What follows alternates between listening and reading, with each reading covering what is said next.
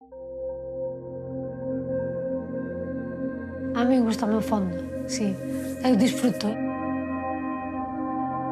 Porque para as temporadas eu levo un tempo sin mergullar e xa estou, eu necesito xa, sabes? Xa me noto como que teño esa ansiedade de meterme aí abaixo. Estou mellor insoportable, en plan, super nerviosa, tal. Teño a oportunidade de baixar un día, baixo e a cara cámbiame completamente. O meu mozo me di, como se nota que fostes a bucear, xa tes outra cariña.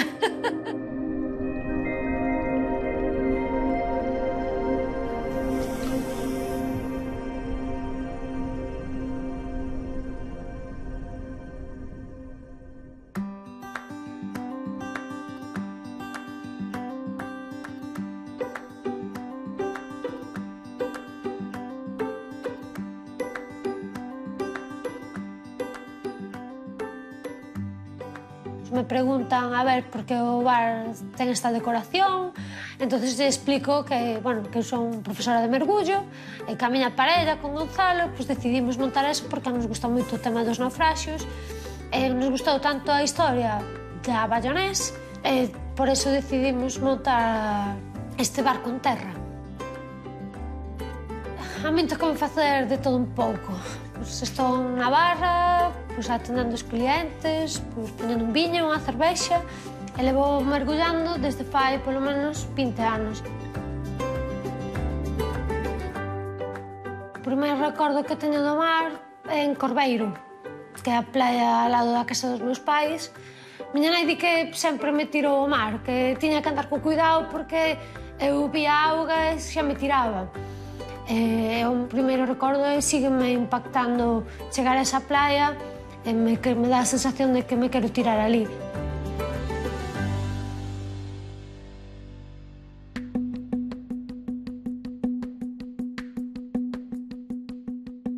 O meu irmán foi o primeiro en empezar a mergullar con botella. Eu, claro, tiña que leválo a Coruña a facer as inmersións porque ele non tiña carné. Eu sempre quixen, pero miña nai dicía, no, primeiro ele, tal, porque ele é o chico, tal, non sei o qué. E fixo ele o curso. Me dicía, ti para que o queres? Que total, non che vai valer de nada. E ti, mira, ti, como van pasando as cousas. Ti ahora lle preguntas a ele e non che di eso. Di que non dixo eso, pero que sí, naquele tempo, sí, pues sí que lle chocaba o rollo de que eu empezara a bucear. Cada día hai máis mulleres mergulladoras. Dentro do meu grupo, eu teño unhas cuantas. Pero sí, o tema do mergullo sempre foi máis asociado aos chicos que ás chicas. Eu era unha das únicas instructoras de mergullo de Galicia e agora creo que hai 3, me parece. Home, ao principio creo que me veían en plan, esta onde vai? Pero agora xa ves que xa te respetan, chegan e dicen, onde está ela? Xa asumiron que xa despois de 11 anos, pues que xa estás ti aí. Na actualidade hai 3.000 naufraxios censados. De todas as épocas, hai moitos deles que son descoñecidos, pero queda moitísima documentación por peneirar. 3.000 naufraxios documentados. O sea, a cifra máis alta documentada nun tramo marítimo no mundo, non? Non hai outra referencia nin siquiera que nos chegue a mitade de naufraxios documentados, non? Coa súa historia, coa súa crónica. Deles, unha parte importante, a metade están na Costa da Morte, non?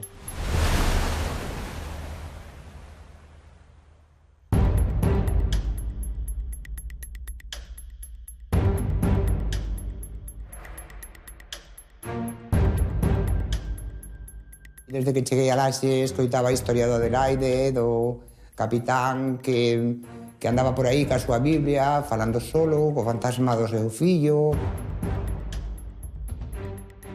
Incluso había un señor que tiña un bar onde había botellas que viñeron nos naufraxos, unhas pistolas como unha especie de trabucos que el tiña, onde decía que eran de naufraxos.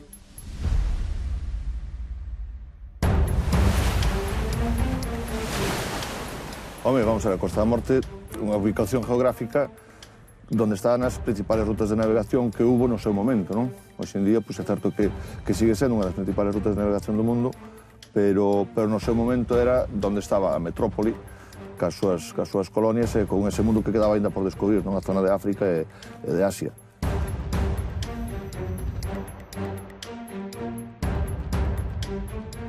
Por aquí pasou a meirande ruta marítima da historia. Pasaron todas as civilizacións, en todas as épocas. Grandes flotas, como a contraarmada inglesa, como a Armada Invencible, perderon aquí barcos. Entonces aparecemos nas referencias dos grandes éxitos ou fracasos da navegación internacional.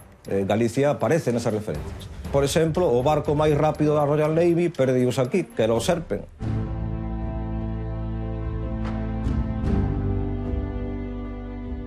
O captain, que foi o primeiro acorazado con torretas giratorias, que era unha innovación mundial. No seu primer viaxe, prácticamente, pois volcou, foi algo parecido ao Titanic. O Great Liverpool, un dos primeiros transatlánticos iniciadores do turismo marítimo internacional, tamén lo perdemos aquí. E así podíamos citar 20, 30 ou 40 sinistros famosos, moi importantes para os seus países respectivos e para a navegación mundial.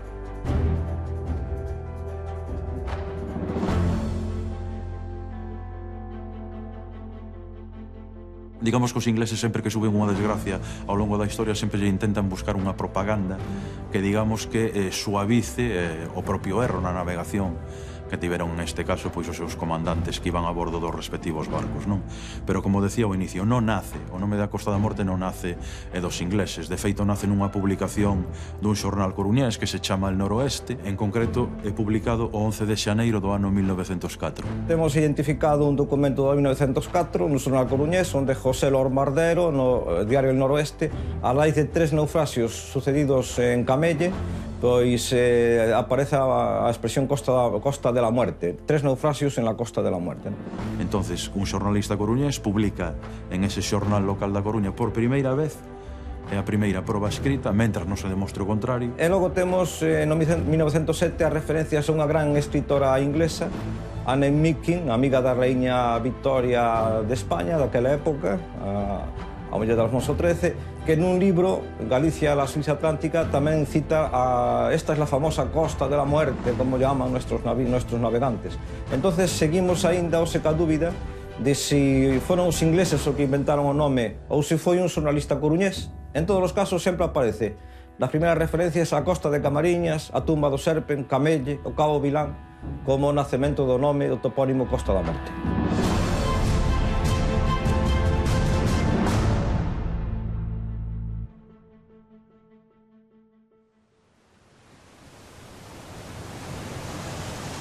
Feito eu, cando era pequena, o pai decía eso que queda na Costa da Morte. Eu decía, joa, eu ali non vou.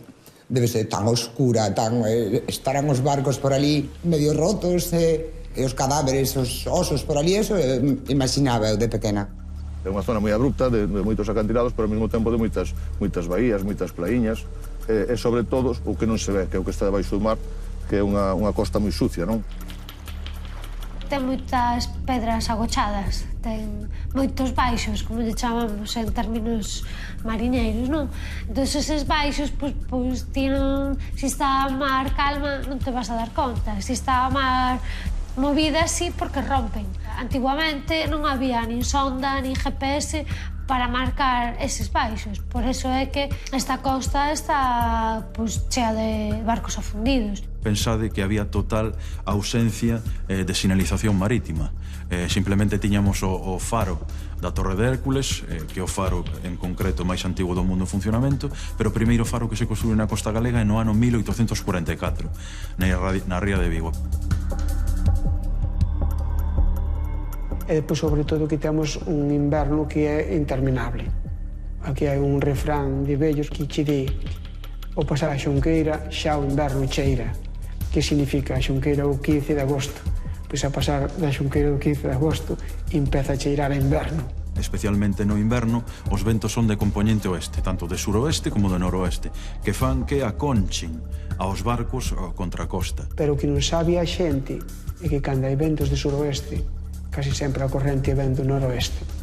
Entón hai unha contraposición entre a corrente e máis as ondas. Por exemplo, aquí na ría de Corcubión, pois entraban, non?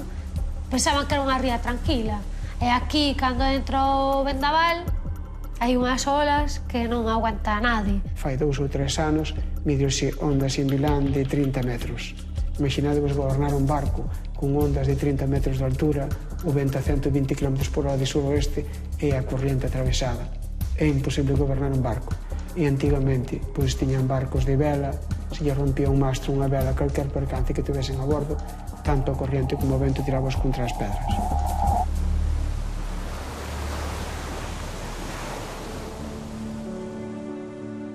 A Bayonés era unha corbeta francesa de 32 cañóns que temos que metelo no tempo das guerras napoleónicas.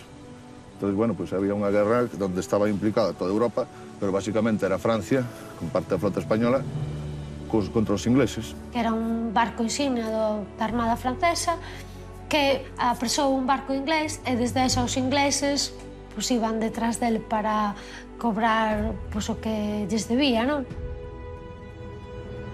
Era un barco pequeno, pero era un barco que en Francia estaba moi ben considerado porque había participado en varias batallas, incluso en algunhas pues, basadas no coraje das súas tripulacións, donde asaltaron ao Ardent inglés, non? Isto fixo que os ingleses pues, tuvesen un pouco de tirria que viñeran perseguindo, non? Con barcos moito máis grandes que ela, e cando chegou aquí, pues, encontráronse de que o barco viña do Caribe, con bastante cargamento, con 200 homes.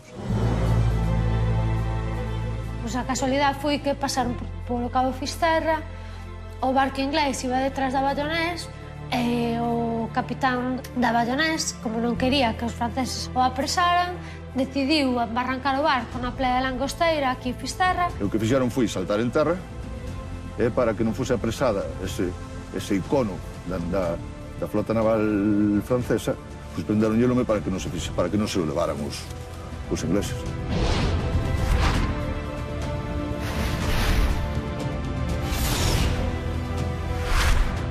Eso me chamou a atención. Despois de ser unha xoia como era da Armada Francesa, a dor que tuveron que sentir para eles mismos destruíla. Son historias que realmente che producen certos sentimentos a hora de pintar. O barco foi derivando desde un sitio que se chama Laxa da Bayonés, que probablemente foi onde desembarcou a súa xente máis as cousas, e despois fui derivando a onde está en este momento os restos, non? Ali nas Pedras das Pardas, na Pedra Langosteira.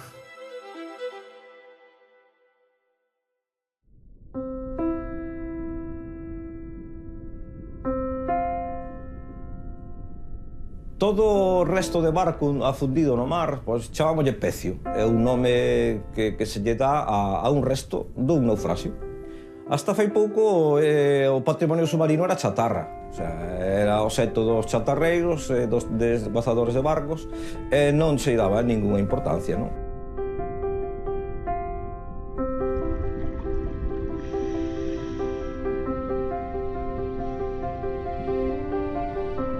Os historiadores dañen moita máis importancia ao que hai no pecio, lóxicamente, porque saben as maquinarias que utilizaban, pero para o mariñeiro eso non ten importancia. O máis importante é o peixe que é ali.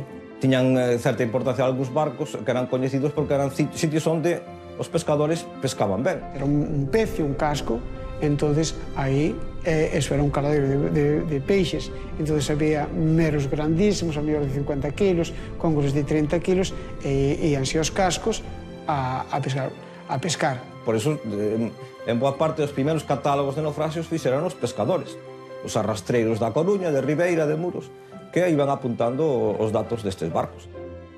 A Bayonés perdise na memoria como moitísimos naufraxios, non? Evidentemente, se non hai un ámbito histórico que se recorde, pois se vai perdendo. Sin embargo, sempre queda algunha marca, non? Estuvimos preguntando aos mariscadores que a ver se sabía onde estaba fundido ese barco, pero que sabía fijo era José, porque él se criou aí nesa zona e foi o que realmente nos levou a ver os restos do barco. Os nosos objetivos íbamos, por exemplo, como abuela, como pai, aquí a rodas do Falcón, que chamaban o Falcón.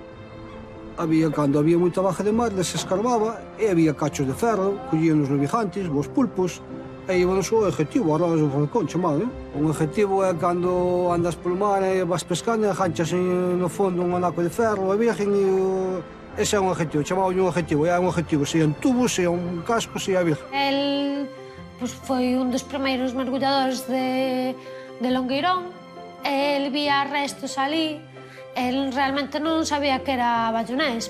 Non sabía non o que era, basta que viñera el peixe para borda, punto, que ferro nen que hostias. Hasta aquí, despois, cando empecé xa a andar co taxirana, de submarinista e tal, pois pasaba por ali, efectivamente, había cousas no fondo.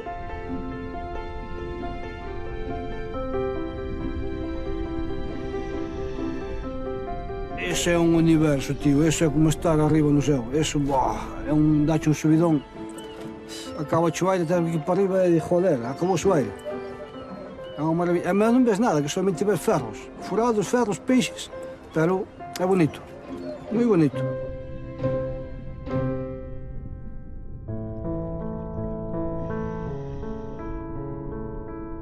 A primeira vez que me metí non a encontrei.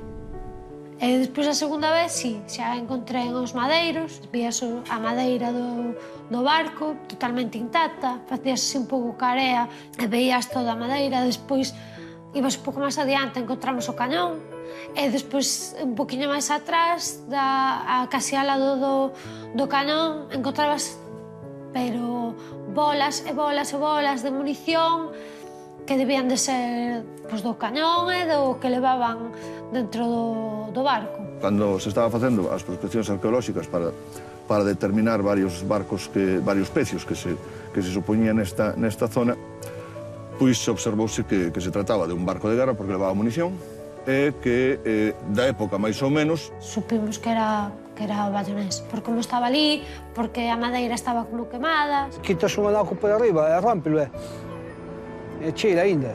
Como me decía o arqueólogo Miguel San Claudio, solo le faltaba que tuviese el nombre en la popa de bayonés porque evidentemente era ese o barco. O Miguel San Claudio, que é o arqueólogo marino, levámoslo aí, e foi cando el se dou conta e miraron e sabemos que é a famosa bayonesa, que para nós non é a bayonesa, é as rodas do Falcón de toda a vida, é o que chamaban os vellos, vale? Eu non sei porque se el di que é a bayonesa, será a bayonesa, pero é as rodas do Falcón, é o que chamaban os vellos de sempre.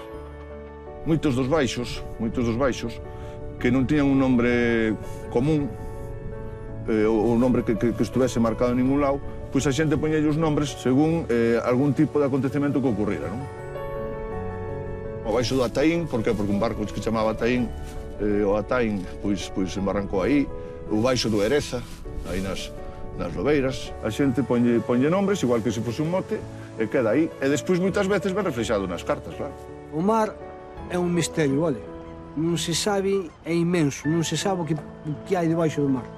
Non se sabe, nós do mar non conocemos nada, parece que sabemos, non sabemos nada. Sabe Dios o que hai polo mar allante. Sabe Dios.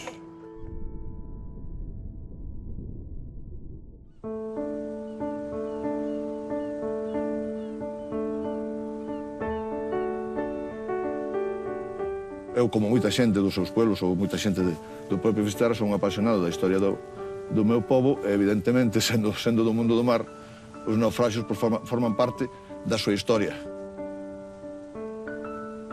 Hasta fai unha década non se estudiaba suficientemente o mundo dos naufraxios e seguíamos tendo unha lenda negra. A Costa da Morte era o sitio onde os seus habitantes causaban naufraxios, provocaban a morte de tripulacións, asaltaban os barcos. Entonces non se estudiaba porque se creía que detrás había unha referencia negativa. Sempre se fala que aquí, antiguamente, bueno, pois para provocar os naufraxios, que se lle puñían no corno das vacas, puñínselle dúas luciñas. Entonces o barco, a ver as luces, seguían esa estela da luz e era cando os barcos embarrancaban e quedaban ca carga. A palabra raquero, que é moi común en Fisterra e probablemente en toda a costa galega, ven de wrecker, de naufragador, o sea, dos que collían os restos nas playas. Pero eu non estou de acordo moito nesa teoría de que se provocaron os naufraxios aquí. En primeiro lugar, porque nos cornos das vacas se lle poñen unhas luciñas, non se ve desde o mar. E pensemos que se vexan, que cando hai unha luz no mar nunca buscas a dirección da luz. Sempre derivas dela, porque non buscas a colisión no mar. En terceiro lugar, porque aquí era xente do mar, era xente mariñeira. Sufrían nas súas propias carnes os naufraxios. Entón, aquí, cando hai calquera naufraxio, o primeiro que sale a salvar os náufragos son a xente do mar, son os mariñeiros. Digamos que a forma de ser da xente era un pouco como entendemos nós, a xente da costa galega. O mesmo, ese parecido existe na costa irlandesa, na costa da Bretaña francesa. Esa forma de ser moi vencellada ao mar, donde o mar che traía a vida, pero ao mesmo tempo che traía a morte. Por un lado, xente moi calada, moi traballadora, con tendencia a ser desconfiada e ao mesmo tempo cunha gran caridade, sobre todo ca xente do mar. Cando aparecía un morto, non se enterraba en sagrado, porque non se sabía se era cristiano. Só os católicos podían estar enterrados en sagrado. Entón, como non se sabía, normalmente enterrábanse na propia playa ou nas aforas dos cementerios.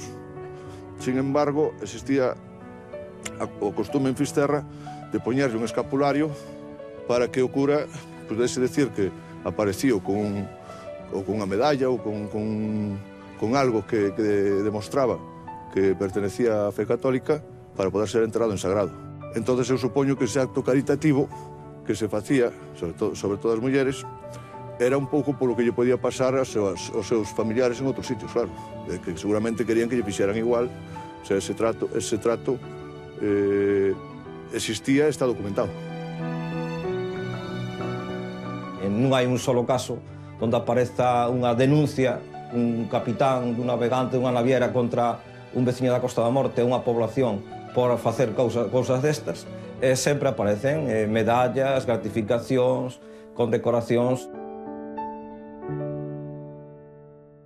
Sin embargo, o que hai aquí, en Galicia, en España, en todas as costas do mundo, é intentar pillar algo dun barco hundido. Aparecía unha serie de materiales que no uso común non os tiñas. Entón, moitas veces representaba certa riqueza. Non a chegar, como se suele decir, a provocar, pero sí como había unha letanía inglesa que decía, que rezaban, Señor, que non naufrague ninguén, pero se ten que naufrague na nosa costa.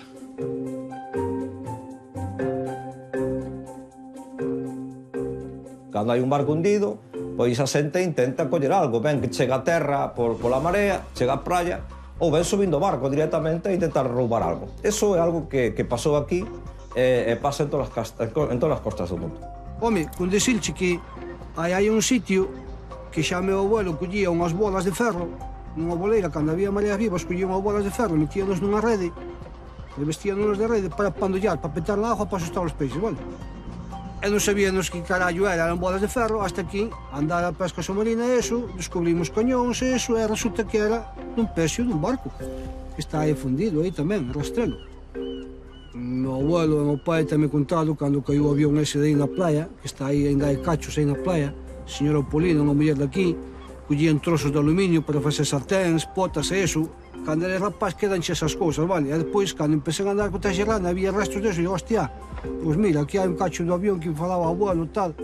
E desas pillerías e deses traballos de desguace, pois nas casas sempre hai cousas. Esas cousas a veces dábaselle un nome mítico, esta do Serpen, esta do Nil, dos barcos máis característicos. E nós o que fomos investigando, pois a raíz dese pequeno tesouro que tiñamos nas mans, pois a referencia exacta.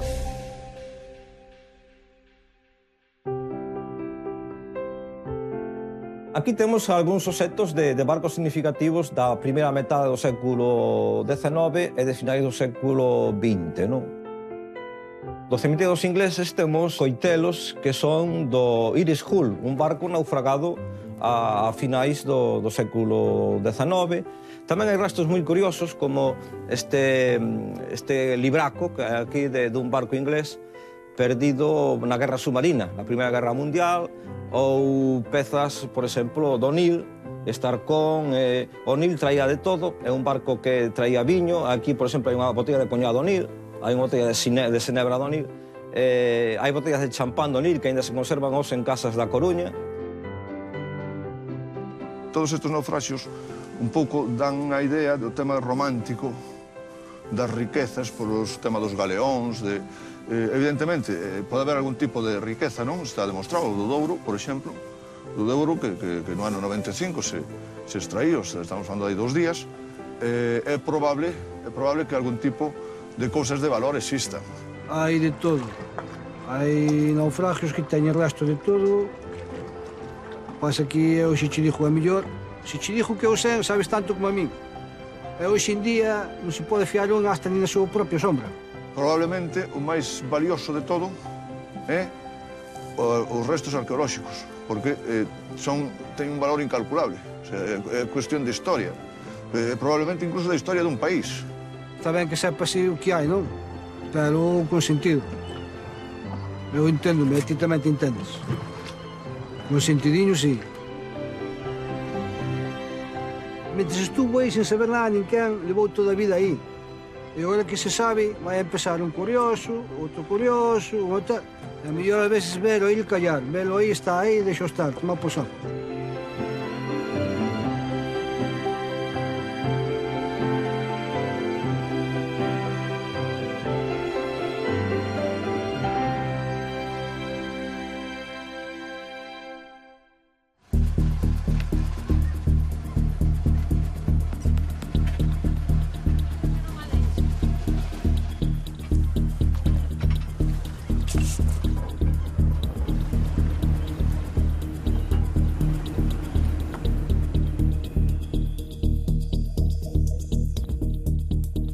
A Bayonés entrou polo cabo Fisterra para dentro para meterse na ría de Corcubión, seguido polo barco Lamboscade. Supostamente viñeron os dous por aquí, sabes, adentrándose dentro da ría. Xiraron, antigamente non había o porto de Fisterra e creemos que xa foron directos a donde estaban as pedras das pías, para ali xa embarrancar, prenderlle fuego e que os británicos non o poderan levar apresado. Dalle un poquinho máis para... Sigue.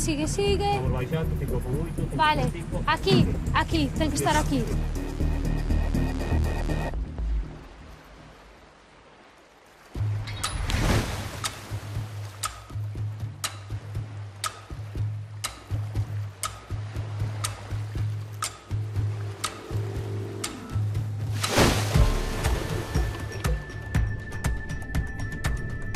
Comezamos a inmersión ca argolla que había xusto debaixo do barco e nos fomos acercando moi poquinho a pouco os restos da Bayonés e o primeiro que vimos foron as madeiras do barco, que nos creemos que é o plan do barco. Son tablóns de madeira, uns de lados de outros, vale? De todos seguidos.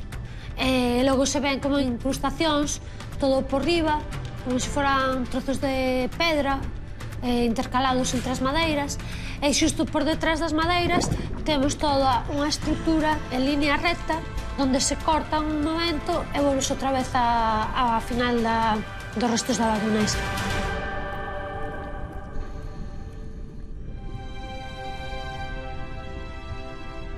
Recorrimos todo o que é a parte de atrás, como lle diría eu, a parte onde están as madeiras.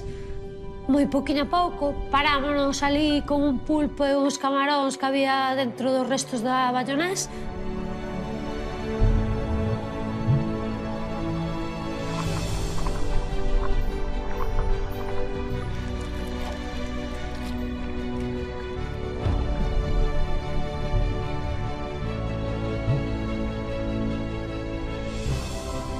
Nos metimos un poquinho máis e xusto se corta. E nese corte hai un trozo de forro de bronce que creemos que era o forro que levaba o barco encima da madeira para que non se estropeara. Nesa cova escóndese un cóngoro e vimos a cola do cóngoro aí movéndose.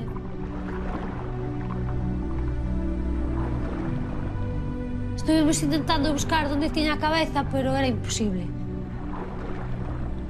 E despois seguimos un poquinho máis e xusto no final damos a volta, empezas a ver a outra parte do barco e aí todo hai agujeros onde encontras tamén un montón de camarón, un montón de nécoras, tintolas, congrios. En cada oco que encontras polos restos da Bayonés encontras algo. Entón vas poquinho a pouco ca linterna, mirando a ver que hai.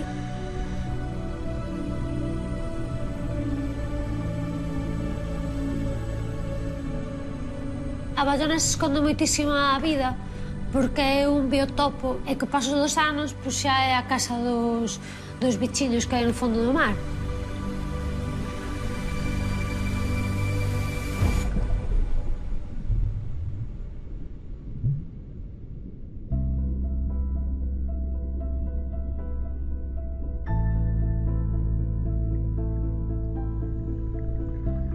Seguimos un poquinho máis adiante e encontramos restos de perdigóns de mosquetón. Pero claro, se ti non tes ollo para saber que esos son os perdigóns do mosquetón, pasas de largo, non vas a saber o que é. E cando vas, cambias de lado e volves outra vez para a norte, ao final te acercas e hai unha mancha grande. Empezas a ver bolas de cañón, pero un mogollón de bolas de cañón. Ti ves pedras. Para unha persona que nunca buceara aí, vería pedras redondas, cantos redondos.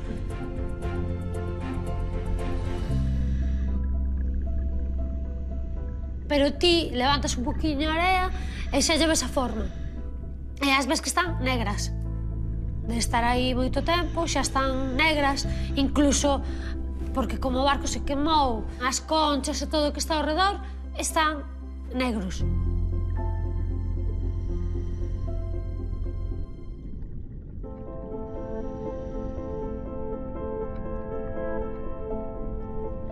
Despois de ver o que son as bolas, pasas por lo menos 2 metros ao outro lado e tes ali outros trozos de madeira que creemos que tamén é das cuadernas da Bayonesa.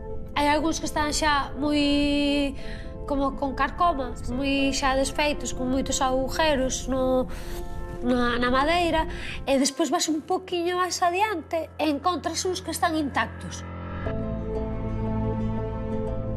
Vas mergullando e vas vendo un tablón, outro tablón, outro tablón, outro tablón. Tens que fijarte moito para saber que é eso, porque moitas veces está con unha capiña de area, ou ten algazo por encima, ou ten conchas, e non te das conta. E volvemos outra vez hacia as bolas de cañón, porque había un montón de sargos. E xusto cando estábamos aí cas bolas, apareceu unha pipa de mar, que é como un cabaliño de mar. Puxémoslo no salón e quedou así mirando para nós como que pasa aquí? Que serán estes bichos raros que hai aquí, que non os conoso?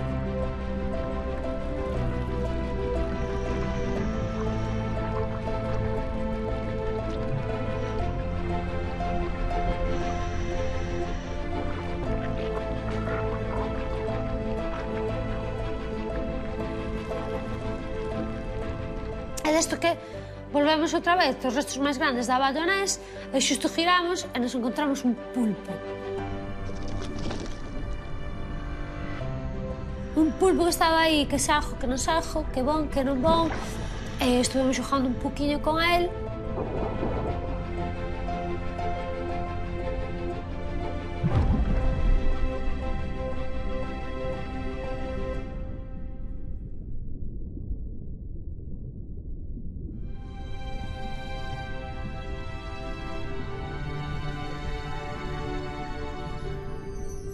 Tirarte ao mar e ver esa preciosidade, porque é unha pasada. A verdad que é impresionante ver aí eso que leva aí desde 1803 e que siga tan ben conservado. É unha pasada, é increíble. Me encanta enseñarlo a xente, porque é sempre respetando o entorno. Ti podes enseñar un tesouro aí escondido no fondo do mar, é historia, sabes? É un pedazo de historia que siga aí, que se mantén aí, que eu quero que siga aí.